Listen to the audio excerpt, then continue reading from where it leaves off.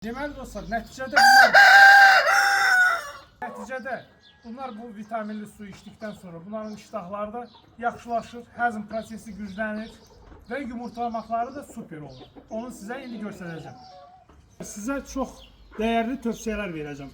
Baxın, tez-tez çalışın toyuqların suyunu dəyişəsiniz.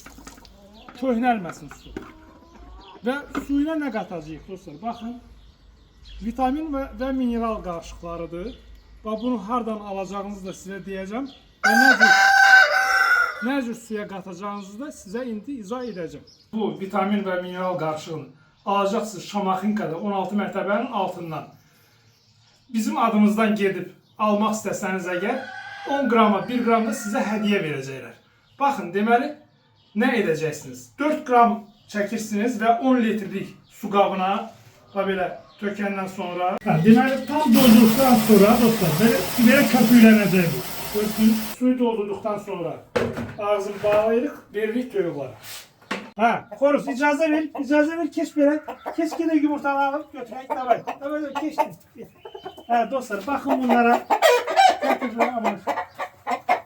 Baxın, görsənir yəqin ki. Yumurtalara baxın, maşallah, bax. Uzun bir həftədir bu vitaminlə təmin edirik toyuqlarımızı. Yumurtalar göz qabağındadır.